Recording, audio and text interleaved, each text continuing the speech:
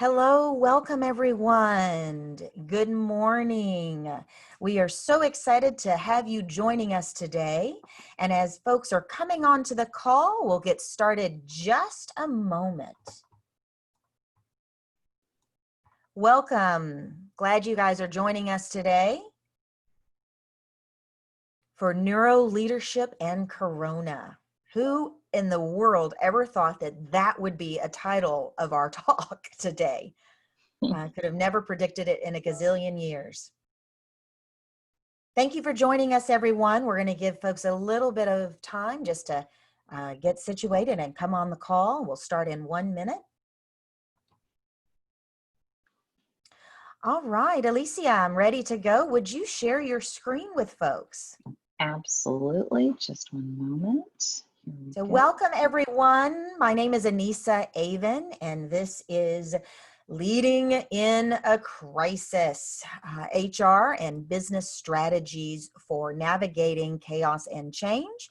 And today's conversation is with Alicia Meneses, I think I said that right, Maples, and it is on neuroleadership and Corona, utilizing neuroscience to keep employees motivated and engaged during change. We are grateful. We know you have a lot of places and a lot of things to do during this time of chaos, and you've decided to join us, so I am so appreciative. I want to start by saying thank you to our sponsors, the David Whitmarsh and his organization, the Whitmarsh Consulting Group. They are a group of distinctively professional individuals focusing on multi-channel marketing and human resource information technology consulting. Our next sponsor is Insperity. And Insperity, of course, is an HR outsourcing organization. They have been kind enough and gracious enough to provide our participants with an incredibly valuable free gift. It is a free HR financial analysis report and debrief. You can see the link on your screen to get your free report. It's TurnKeyCoachingSolutions.net, hrreport.com, and the capitalization of HR and R matters. Just a real quick note on this financial analysis. That's taking our business performance advisors that we've partnered with over Insperity about 3 to 10 hours, depending on your organization. And they know that some clients that might take advantage of this are not going to be a good fit. So there's really no obligation for you guys. It's a high value freebie. So I want to introduce myself. I am the CEO of TurnKey Coaching and Development Solutions. And about 2 weeks ago, when the US really began to experience COVID-19, my team and I had a huddle. And we knew that this was about to change our business, but also we knew we needed to live our mission. And our mission is to have a meaning, to do something that matters, to support leaders in becoming all that they're capable of being, and to support organizational development experts in making a difference and having an impact. I believe that conscious leaders are the kind of leaders that can really help our planet and help our world and help just our economy and everything. So part of our mission is to give back. And that was what happened with the birth of Leading in a Crisis Virtual Summit. What I want you guys to know is that on the summit page live, Alicia, would you change that slide? There we go. Leading in a Crisis, Actionable Business and HR Strategies for Navigating Crisis and Change. On that live page, we are adding new talks every day. My heart has been touched by the willingness of experts like Alicia Maples in just saying, absolutely, I'm in. Where do I go? Tell me what you need. I'll do it. So we have 40 plus speakers lined up. It is going to occur every Wednesday and Thursday throughout the month of April. And I hope you'll join us for as many or just the ones that are a good fit for you. Now, just before we start, I want to introduce you guys to just a couple of special offers that we've got going on. This is not a pitch fest. I'm not going to go into detail, but I did want to let you know that we have 2 offers that we've designed specifically for the crisis at hand. Would you change to that next slide for me? One is a BOGO offer for virtual training specifically on the topics related to the chaos and crisis we're looking at. Things like managing a newly remote workforce to maximizing performance and business continuity to neuroleadership, for example. The other thing that we have put together with some expert outplacement coaches is an extremely affordable, as in way affordable. Would you change to the next slide, Alicia? It's you. So, and I'll share a little bit more about the outplacement offer a little bit later. So now I'm excited to introduce you guys to our guest expert. Alicia Maples is an executive leadership coach. She's a corporate trainer facilitator. She has certifications like you wouldn't believe: DISC and Myers-Briggs and 7 Habits and Lominger Voice 360. And goodness, I could really go on and on about that. But what's really interesting is she started out her your second career, right, was 12-year career as a CEO of a really successful consulting company. That's right. So your background is incredibly diverse. And I'm not surprised that you are one of the thought leaders on neuroleadership and bringing this to your clients and organizational development. So tell us what you're going to share with us today. What are we going to learn, and what makes you the expert, Alicia? Well, thank you. It's really nice to be here. And hello, everybody. I am so glad that you're here today to learn about neuroleadership and how you can utilize this interesting science to help keep your employees motivated, engaged, and productive in a situation where we've got so much change that is happening. So thank you, Anissa, for that introduction. As Anissa said, I'm the founder of Brilliant SMB.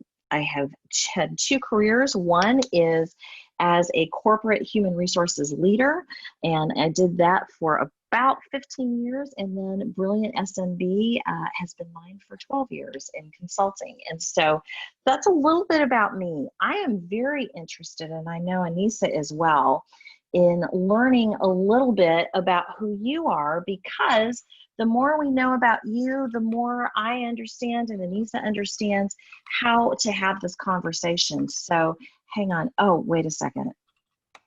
I don't think any of you are Inigo Montoya. Hang on. That's the wrong slide. Just a minute. Here we go. Okay. No, but I do that with an accent. Hello, my name is Inigo Montoya. You killed my father. Prepare to die. You killed my father. Yeah.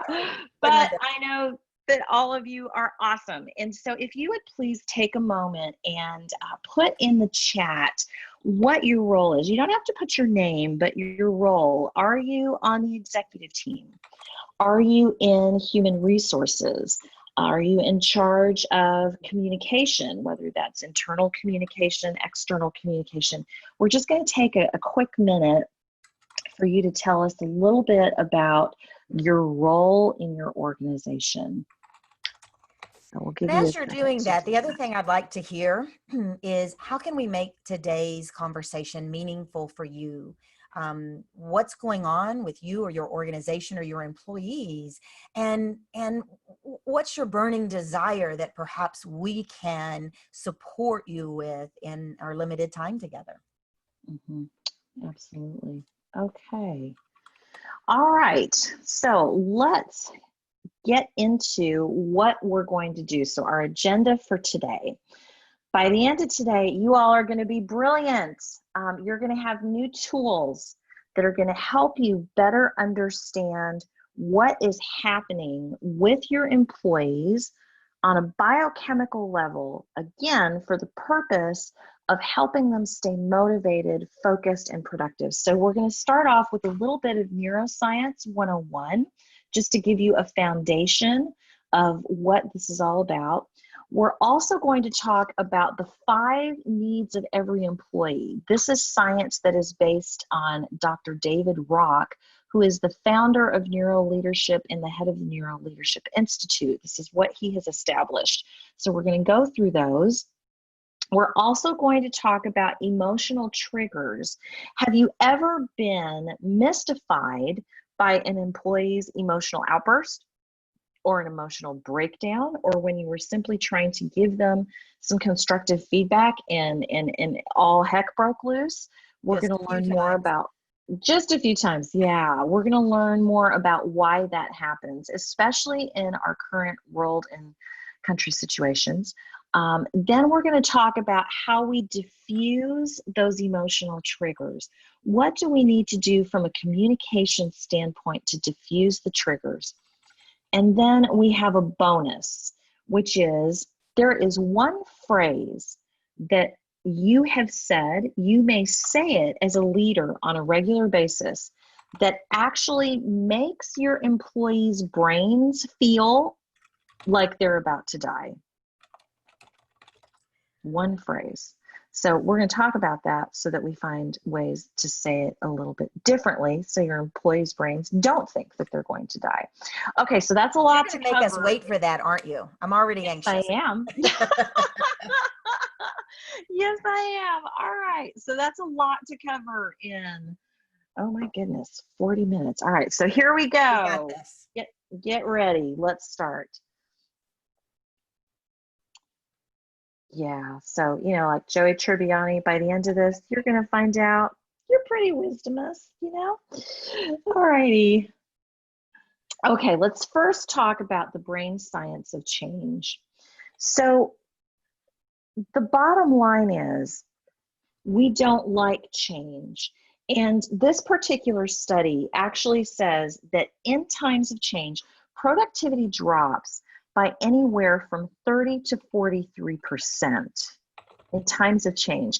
That would be like your employees going to work, what, only 2.5 days out of a 5-day work week? And I want to put this in context. This particular study was done on a one-dimensional change basis. So for an example, perhaps a new point of service or point of sale system was introduced. Maybe there was a change in leadership. Maybe there was a change in process or in systems. And productivity drops by 30 to 43%. Now, let's look at, there are no studies for what's happening today from a productivity standpoint. But let's look at the massive amount of change that's happening in our world and in our country, and the fact that most of us have been forced into this change. This is not change that any of us have wanted. I know a lot of parents who are not necessarily happy that schools are closed and they've got kiddos at home. Businesses are closing. We're working from home. And oh yeah, there's this nasty virus that we don't know a whole lot of information about. So where productivity statistics are dropping, there isn't a study, but if it drops from 30 to 43% on a one-dimensional basis, what happens when change is happening all around us that we have no control over? Our brains are hardwired to resist change. Our brains are hardwired to resist change. Dr. Jeffrey Schwartz, he's a neuroscientist, and he wrote a book called The Mind and the Brain. He's done some fascinating research, and he describes it this way. Our subconscious mind, it works like a well-oiled machine. It doesn't require a lot of energy or conscious thought as long as we are in some kind of habitual activity.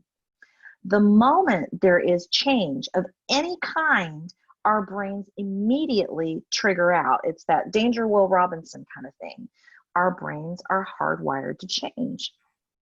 You know, Alicia, what's interesting about that and also frightening is the fact that, you know, the most recent Gallup survey said engagement was better, but it's still only 34% of employees are actively engaged, which means 64% are somewhat disengaged, actively disengaged, et cetera. So now if you tack on top of that, this 30%, we're in trouble. And that's just that one dimensional. So thank you for sharing that.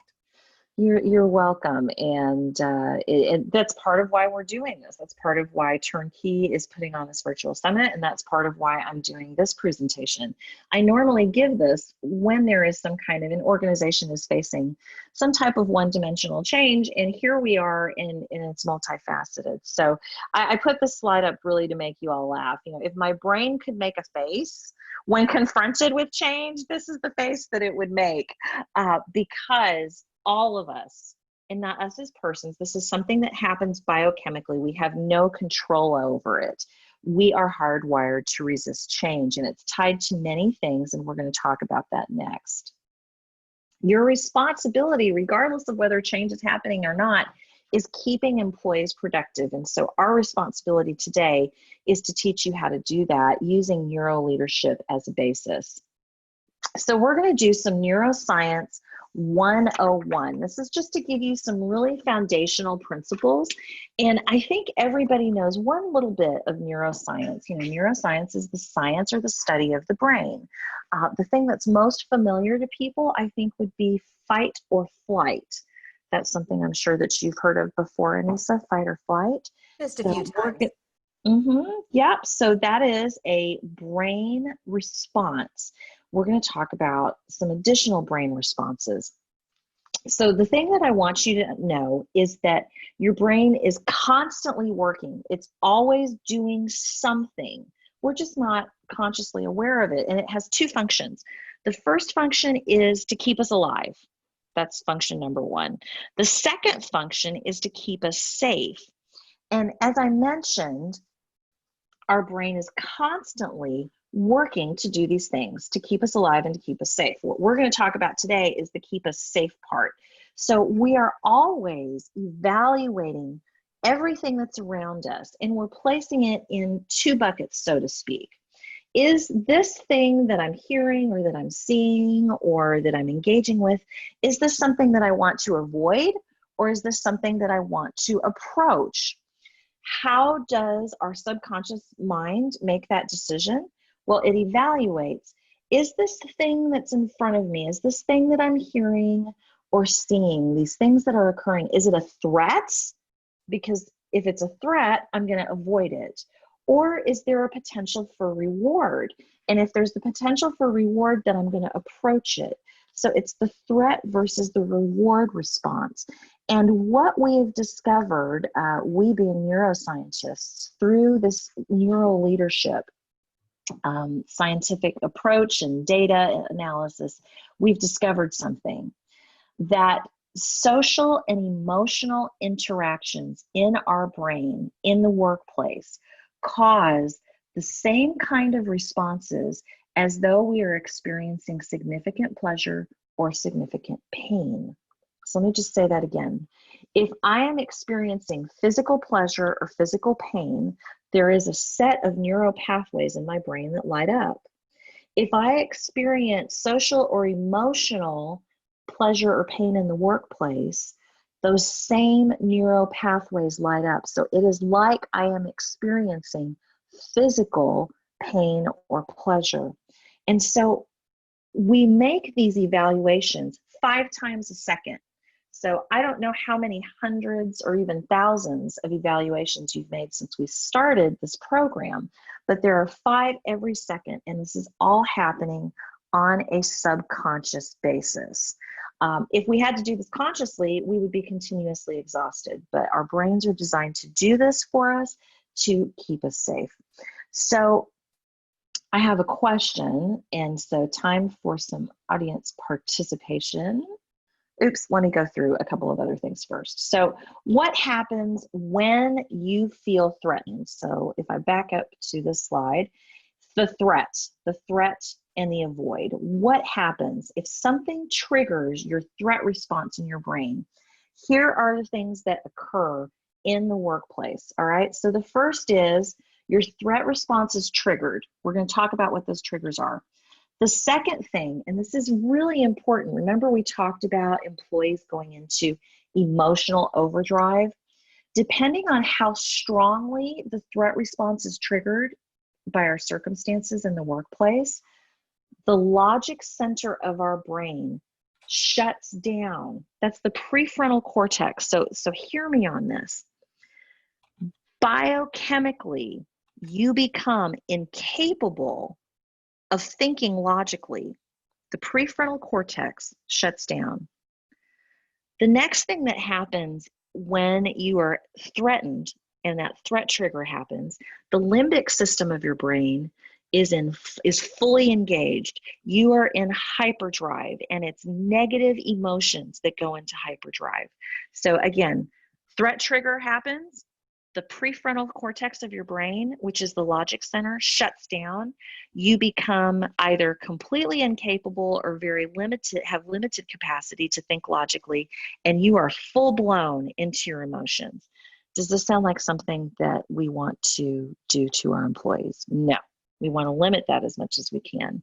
The next thing that happens is an employee's ability to read subtleties and body language, read between the lines and what you're saying, that completely tanks. That's out the window.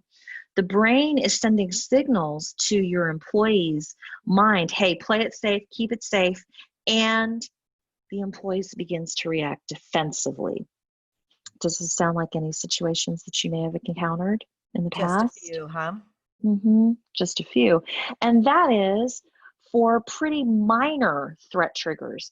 What we're going through right now has our brains in emotional overdrive at a subconscious level almost continuously. So, any questions or thoughts on that, Anissa, before we move on? Because I've got some questions for the audience. Yeah, I think ask the questions of the audience. Okay. What you're beginning to share with us is pieces about the science that I don't know all of us connect neuroleadership to something more than, okay, are we just hijacking neuroscience to bring it into OD, but you're actually sharing the pieces that matter. So thank you for that. And yes, let's get the audience involved with what will work for them. Okay, so here's a question, just to put things in context, in terms of the threat trigger and what happens to our bodies and what happens to our brains. So here's the question. What is a very common, everyday threat trigger for most people? A very common, everyday threat trigger for most people. Let me know if we've got any answers. Speak for while we've got folks writing in. In fact, I won't even share mine because we have so many. So okay. It says job security in a time of uncertainty. Paige says phone calls. Wonder if she's a Gen Zer. Hint, hint. Wink, wink. Sheila's last minute changes. Pamela wrote job security, especially when news of unemployment is rising, behind on work, employment going down, unexpected conflict. And one of the things that you've written, Alicia, is a common everyday threat trigger. I know some folks that any change for a day can create a feeling of threat for them. That's absolutely true. You're right. And all of the answers that everybody who's participating gave are spot on. I'm going to take it out of the workplace just for a moment because this is something that I think that most people can relate to. Are you ready? Here we go.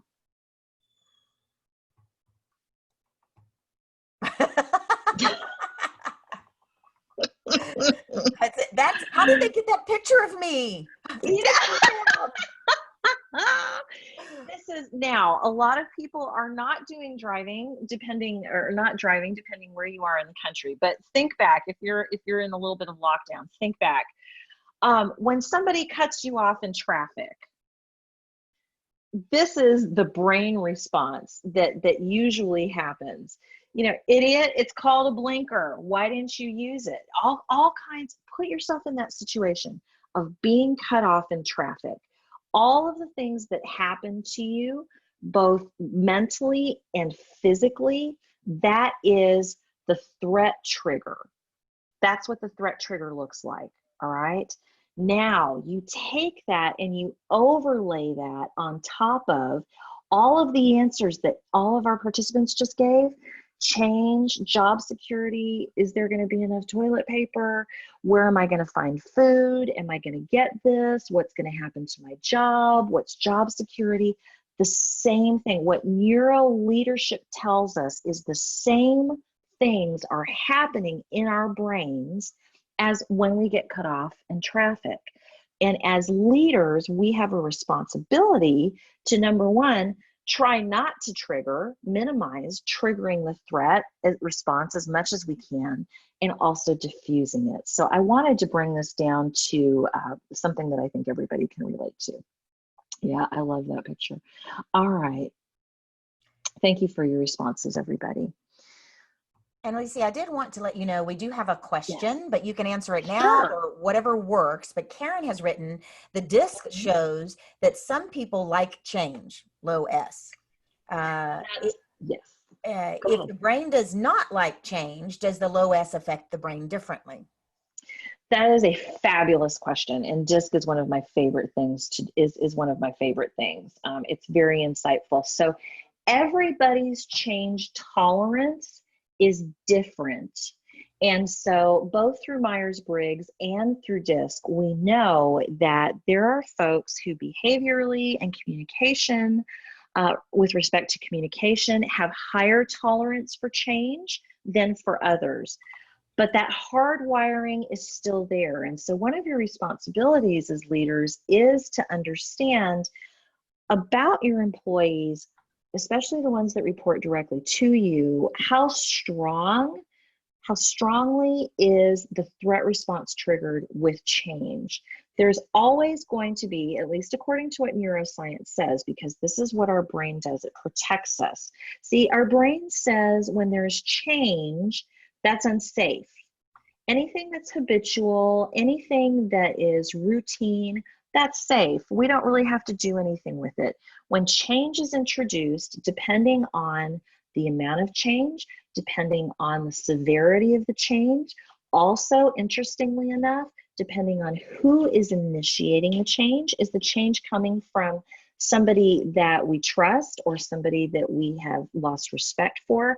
All of these factors combined, and more that we're going to go through here in a minute, will impact our tolerance to that change. So excellent point, and thank you for bringing that up. We all have different tolerance levels for it. And we certainly don't want our employees to look like Michael Douglas in this movie Falling Down that came out in the 90s. All righty, so now let's get into neuroleadership. This guy right here, who we're blinking at, his name is David Rock. He is the pioneer of the science of neuroleadership. He is from Australia.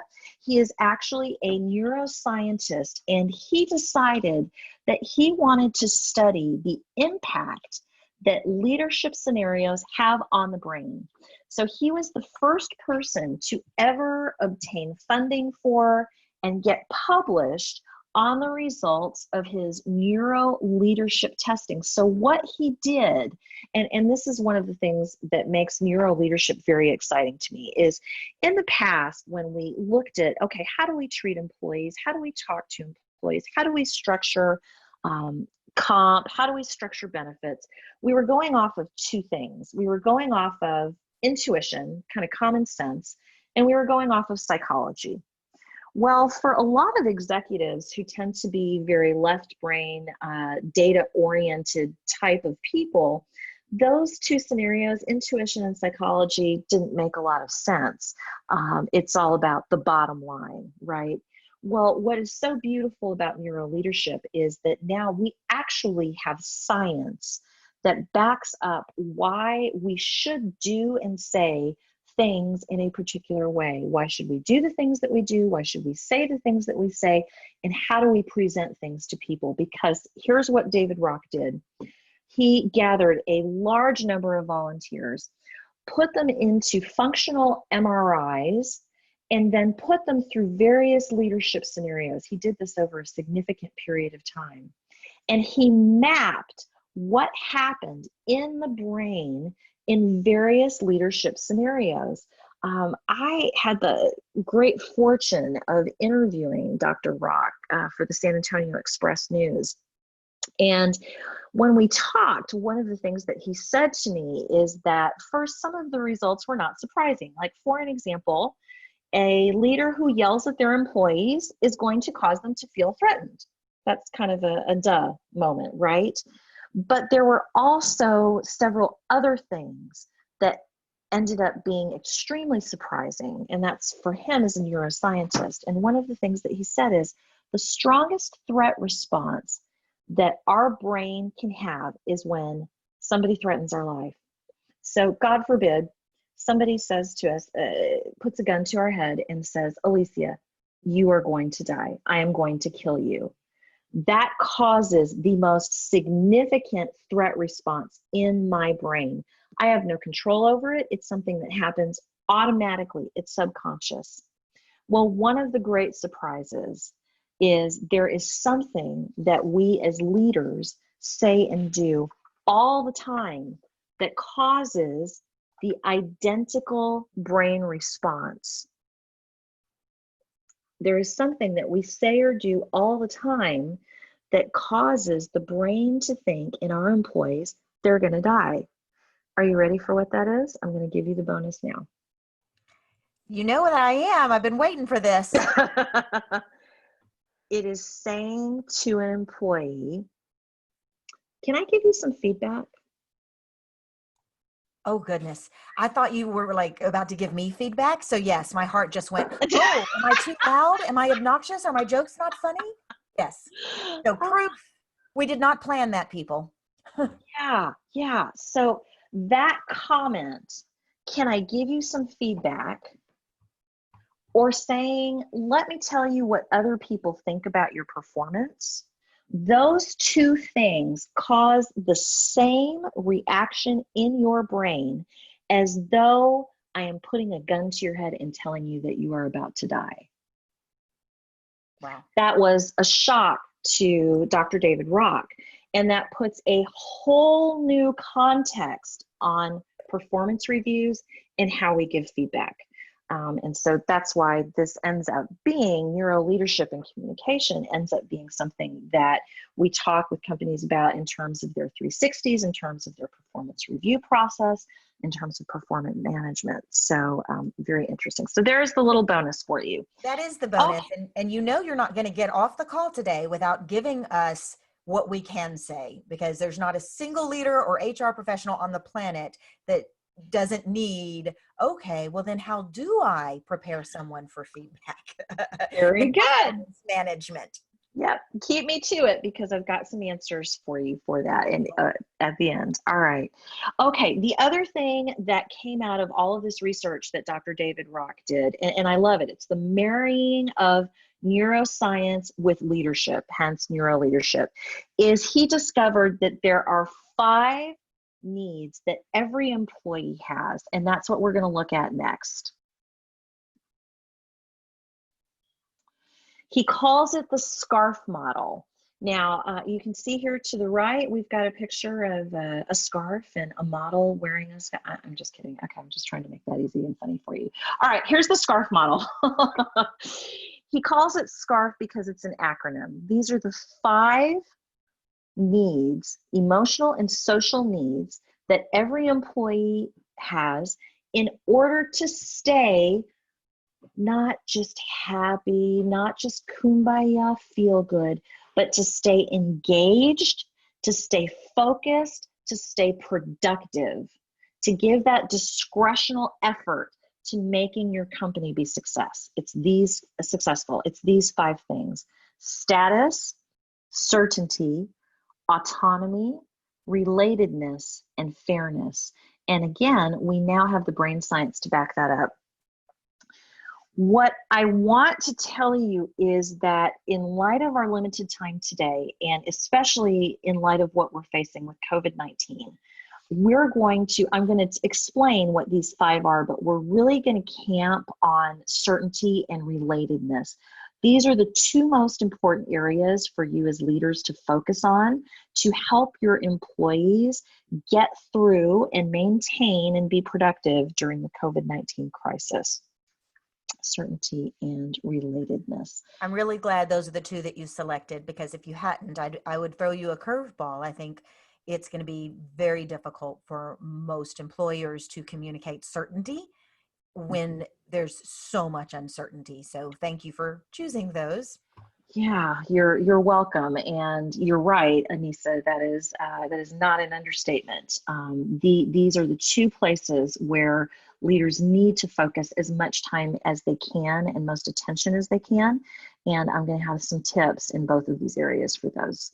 So here we go. Let's talk about diffusing the threat response. I think that we can all agree that for the most part, our employees are in full-blown threat mode right now. Not necessarily because of anything that we're doing as leaders, although that may be true, but mostly because we are forced into unwanted change because of what's happening in our country. So our job right now is to diffuse that threat response. We want to start activating the reward center of the brain in our employees. We want them to start feeling pleasure instead of pain. And so how do we do that? So let's look at these. So first, let's do a little bit of explanation. So status. Status is really easy. Again, we're not going to spend a whole lot of time on this, but status is your relative importance. It's how important you believe as an employee you are to other employees. How valuable are you as compared to other employees? Are you a superhero in the organization? Leaders, are you calling out folks when they are doing things that are positive? A couple of interesting points about this. Status, again, all 5 of these are important. We're going to focus on 2, but I just want to let you know that according to the research around neuroleadership, interesting about status, when someone's internal status goes up, it triggers the reward response. And in fact, your brain's response in status is identical to the dopamine response of winning the lottery. So think about that for a minute. The more important somebody feels as related to others in the organization, they in their brain have a dopamine response like they just won the lottery. It's pretty powerful. And when somebody's status is threatened, then the brain response is similar to what happens when we are in physical pain. So just a real quick diffuser for status, if somebody is in threat mode and status, is find quick wins and just publicize the heck out of it. Public acknowledgement is a great diffuser when the status threat response has been triggered. All right, now I'm going to move into one of the 2 most important areas, which is certainty. The area of certainty is where you who are listening and watching right now as leaders can have the most impact on your employees.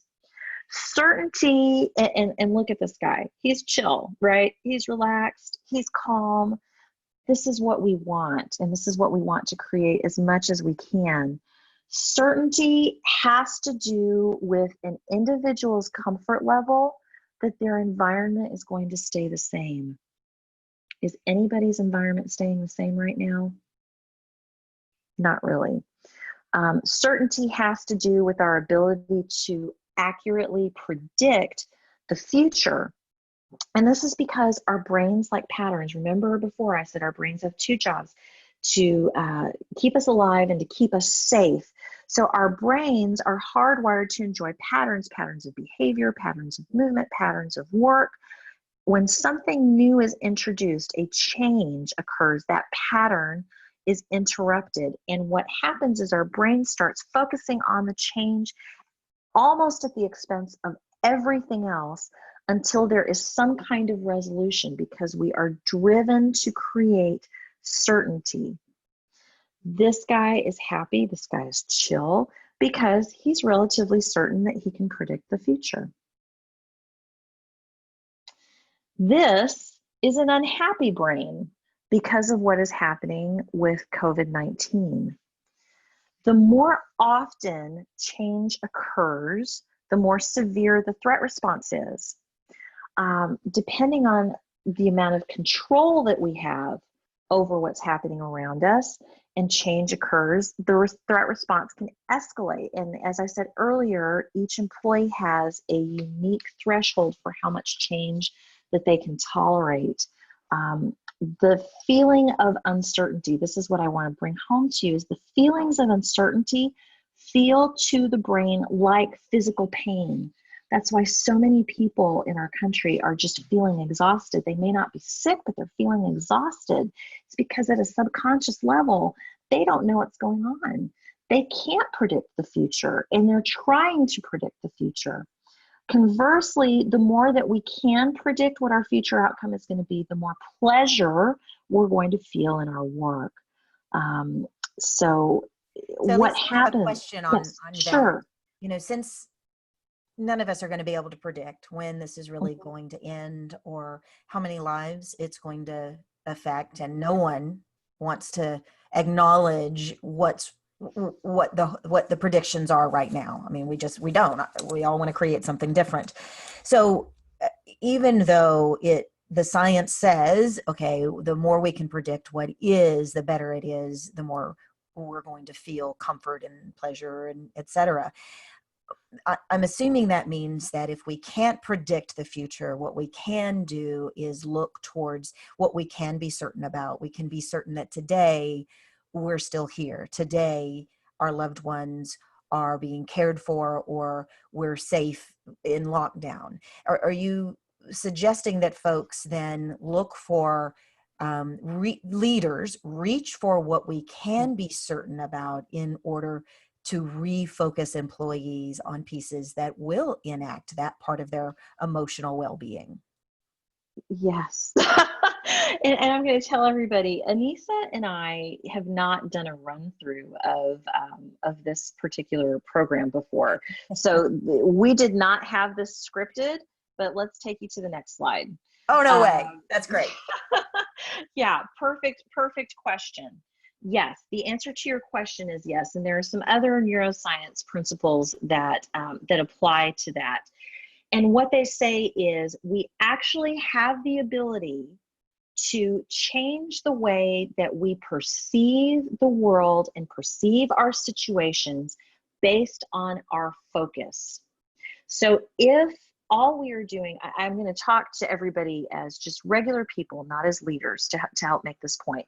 So if all we are doing is looking at the stock market, reading the plethora of conflicting information about how many people are dying and what's happening with COVID-19. Does it live in sunlight? Does it die in sunlight? Do I need to just go lay outside in my yard so that I don't get it? The social distancing, do I wear a mask? Do I not wear a mask? If we focus on those things, that shapes the way our neuro pathways allow us to perceive the world. But if we shift our focus to different direction, what you're talking about, the things that we can be certain of, then that shifts our focus to a more positive perspective, which helps diffuse this uncertainty threat that we might have. So that's for all of us as human beings. Those are things that we need to be doing. Some people call it mindfulness. Some people call it self-compassion, self-care. That is a practice that is backed up by neuroscience. Now, for leaders, what do we need to do? The first, and I know that this may be seemingly impossible, you want to avoid as much change as you possibly can right now. There are some things that you can't avoid, but micro changes here and there in the climate of your employees' brains right now can have a tremendous impact. So as much as you can, avoid unnecessary change. Keep things as constant as possible. The second and the third and the fourth is communicate. So your responsibility as a leader is to help take your employees' attention off of the things that they cannot control and place it on the things that they can control, the things that they can be certain about. So I have another slide here with some tips for communicating. Even when you are not sure as a leader about what is going to happen in your organization, these are the things that you need to do and incorporate these into your communication plan. You want to communicate early, as early as possible. If something could be happening, let your employees know this is a possibility. We're going to do as much as we can to minimize it, but it is a possibility. So early, regularly, give your employees something to look forward to. Maybe it's Tuesdays at 9:00 a.m. There is going to be a telephonic conference. There's going to be a Zoom conference. Make it something regular so they can predict, yes, every Tuesday at this time, this is what's going to happen. When you can include times and dates, you want to include times and dates. If there's something that you know, tell your employees what you know. And if you don't know it, then tell your employees, I don't know. As soon as I know, I will tell you. You also need to tell them what you can and you can't tell them. Some of the folks that are participating right now, they're part of publicly held companies. And so there are things that you cannot share as leaders. Explain that to your employees. And then finally, let them know what support you have in place for them and what kind of availability you have for them. If you have an EAP, an employee assistance program at your company, please be talking to the folks that run that and make sure that they've got things in place to help your employees. So these are the uncertainty diffusers to help your employees be able to predict as much as they can. Gosh, I'm looking at the time. We've got so much more to cover, but any questions from you, Anissa, on this? Now, this is incredibly helpful. Please keep going. And folks, if you're on the call with us and you have questions, please let us know. And we will make the slide deck available. And Alicia has been gracious enough to offer also a 15-minute consultation with anyone that would like to reach out and learn more about her coaching or her Neuroleadership program. So here shortly, she'll make sure you have her information. Actually, it's on the bottom of the slide there. So Thank you, Alicia. Keep going. You're welcome. All right, I'm going to breeze through. Okay, autonomy is control. So give your employees as much control as you possibly can, and that is going to diffuse their threat response. The more control an employee has over what they're able to do in their workplace, the greater sense of reward, the greater sense of pleasure, and the more motivated and engaged they're going to be. Okay, relatedness. This is the second most important thing that you can do to keep your employees focused and happy and motivated. Relatedness is, I belong. I'm part of a tribe. People get me. We're all in the in-group together. I'm going to skip through a lot of the details about relatedness and go right to the diffusers. There are two axes for relatedness diffusers. The first is you and your employees. So look, if you've been kind of a butthead of a leader, if you've been really dominant, if you have tried to take control away from your employees, if you are asserting yourself constantly over your employees, you are creating a gap, a you versus them with your employees. So the first thing that you need to pay attention to is building a better relationship between you and the people who report to you, making sure there is positive social connection. The second axis is employee to employee. You need to encourage relatedness between your employees, and I'm going to walk through how we do that next. So you to your employees, I'm going to tell you one of the things that you can do that can help create this sense of relatedness. And by the way, the more your employees relate to you, check this out. This is amazing neuroscience information here. The more you build relatedness with your employees, when you say something, the brain believes that it's their own thoughts. So I'm going to repeat that. This is super powerful. The more relatedness you build with your employees, when you say something, the brain will translate that as it's that employee's own thought. If relatedness doesn't exist, then the things that you're saying become a threat. So how do you build relatedness between you and your employees? Man, get a mission, a common purpose, a project. Do everything that you can to build respect. And it's not about getting your employees to respect you. It's about making sure your employees understand that you respect them. It is showing care and concern for your employees. It is connecting with them regularly. And finally, it is also listening. It's not just about what you have to say. It's making sure that you're, for lack of a better term, shutting your pie hole and you're listening to what they have to say. If we had more time, I could tell you more. Yes. Yeah, this is brilliant. So on this, we're not talking about company mission in the future. We're talking about a mission right now, how to get through this together, for example. That's exactly right. That's right. Go ahead. No, that's okay. Go ahead.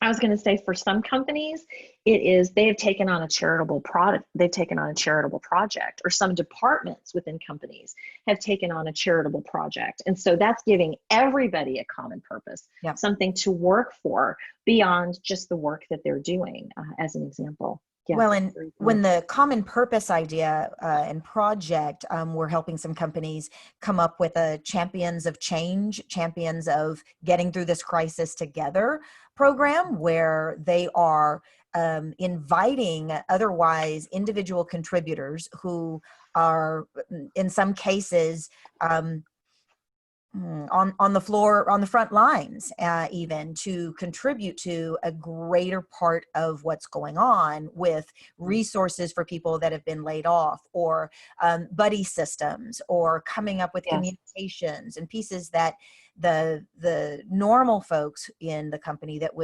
are too taxed to take this on. Groups of champions of getting through this together are coming together to support the organizational mission in response to our pandemic. So that's what you're meaning, is create something that's relevant to right now, that supports employees in knowing that we're in this together, and thereby triggering that relatedness need. Exactly. You nailed it. So this is the first axis, which is you to your employees. Here's the second axis, which is employee to employee. So it's really important that you as a leader are setting up some ground rules in communication. And I'm not talking about micromanaging things, but for an example, ground rules around bullying, that's got to stop. And you as a leader, if you've got employees who are bullying each other because one person has X amount of toilet paper, or some person was able to find masks, and other employees are like, you shouldn't have those masks, you need to give those masks to medical workers, or any of that kind of really ridiculous stuff. Those are natural responses because everybody's in threat mode, but your role as a leader is to cut that stuff off. So some ground rules in communication between employees is stop the bullying, encourage that there's positivity in communications, stop the gossiping, tell people if they have questions, they can come to you. Any of the typical backstabbing behaviors that might occur, a great ground rule is if you have an issue with somebody, you go directly to that person. We are in a crisis right now. We cannot afford to have secondary agendas and people talking behind each other's backs. We need to step up and be adults. And so here's what I'm accepting as a leader, and here's the behavior that I'm not accepting as a leader, and let's do that. So setting up ground rules. Employee to employee, figuring out how to share updates and wins, some of what you just mentioned, Anissa. Virtual happy hours are actually having a fabulous effect on relatedness, which is everybody's getting on a Zoom and they're having a drink, or they're having their coffee, virtual coffee breaks. Those kinds of things help with relatedness, particularly amongst remote employees. And believe it or not, silliness. We're seeing some great results from silliness. So it's work in your pajamas today. Let's get on a Zoom call. Let's see what's happening. So these are other ways to diffuse any kind of threat trigger that has to do with relatedness. So we covered the leader to employees, and this is about employee to employee. Real quick, the last part of the SCARF model is fairness. I'm really not going to spend much time on this. It's the perception of fair treatment. This is a tough one. I'm going to tell you, even in the best of situations, because it all has to do with perception. The best advice that I can give is, if you are doing or saying something that another employee may perceive as unfair, even though it's not, the best thing to do is to give an explanation as to why you're doing what you're doing. So that is a recap of the SCARF model. And the last question that I want to leave for everybody is based on this very hurried introduction to neuroleadership. On a scale of 1 to 5, in terms of neuroleadership effectiveness today, where would you rate yourself? Where would you say that you are as a company on a scale of 1 to 5? And Anissa, would you share any responses that we're getting? I sure will. Let's see, Christopher says 2.5, haha. Karen, 2 to 3. Pamela says 4. Paige says 3.5. Mary says 2. Kathy says 3. Kelly says 3. Okay. Oh, we've got an average of 3. Sounds like it. And honestly, that's what I would expect in a typical situation. In a COVID-19 situation, I would expect a 1 or a 2. So I'm really thrilled that the people who are participating, it sounds like they've got some good things in place already that you're doing. You may not have had the neuro leadership reasons for why you were doing them, but now you do. You have the backup for why you should do them and why you should continue to do them. You know, the last thing that I want to do is here, and I know we've got limited time, Anissa, is answer any questions that you have, any questions that our audience has. And as you mentioned, here is my contact information. I'm committed to helping you help your employees get through this situation. You can reach out to me in either of these methods. And as Anissa said, I will give you a 15-minute consultation to help you neuro leadership your communication processes. Well, thank you, Alicia. This has been really eye-opening and fantastic. And I want to make a quick mention about the 15-minute strategy session. 15 minutes may not seem a lot, but when you're an expert like Alicia, 15 minutes can really make a difference. I know I've been on 15-minute laser focus sessions, and it is can be so much more valuable than you ever thought 15 minutes could be. So thank you very much for your generosity in that way.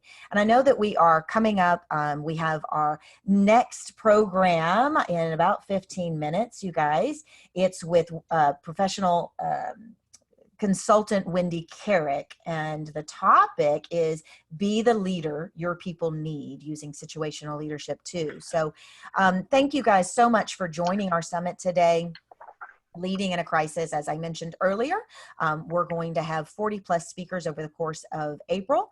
Alicia, would you change the next slide? I also want you guys to know that we have put together both an outplacement coaching package as well as a retained leader package for coaching. If you were on the call yesterday, you know that outplacement, unfortunately, is something that is happening right now and is also something that's going to potentially expose organizations that survive our chaos to a massive amount of potential litigation, as well as loss of productivity, et cetera. So we put our heads together and we came up with something that we think that you'll like. It's name your own price. We know what the value of an outplacement coaching is, but we've reached out to our expert outplacement coaches, and Wendy Carrick, in fact, is rallying the troops, and we've put together a high touch meets high tech hybrid digital and personal coaching package specifically for our clients and friends that are joining us on the summit. My email, you can see at the bottom of the screen. You can reach me and my team at leader@turnkeycoachingsolutions.com for more information. And then one more piece, we also have a buy one, get one training, as I mentioned earlier. So don't hesitate to reach out about that if we may be of service. Join us for more talks. And if we didn't get to your Q&A today, I Oh gosh, Beverly's question is right. I have to say this real quick. Alicia, tell us, if Yes. we can't say, can I give you some feedback? What are we supposed to say? Ask your employee to evaluate their own performance in the situation. So if there was a meeting, let's say there was a sales meeting and the sales meeting went horribly wrong, or even not horribly wrong, maybe there were just a couple of areas for improvement. Say to your employee, tell me what your thoughts are about that meeting. Leave it open-ended, let the employee answer, ask some leading questions. How did you feel about this interaction? Did you think that there may have been an opportunity to say something different? Really, what would you have said different? Do you think there was an opportunity maybe to do something different? Well, what would you have done that was different? So instead of saying, hey, we need to sit down and we really need to talk about what happened in that sales meeting. You know, I gave you this training and you missed this and you missed that and you missed that. That is full blown. I've got a gun to your head. Let me give you some feedback. Instead, let the employee guide the employee to give you their feedback about what they saw and observed, and then respond to that. Beautiful. So in a nutshell, a coach approach to leadership is more effective using open-ended questions. Always. Brilliant. Alicia, this has been absolutely fantastic. I know we're going to have you back. I know that there's so much left undone here, and there's very few models right now that could probably be more impactful for our teams. So Alicia, thank you very much. And thank you everyone for joining us. We'll see you again soon. Bye-bye. Thank you, Anissa. Thank you. Everybody take care.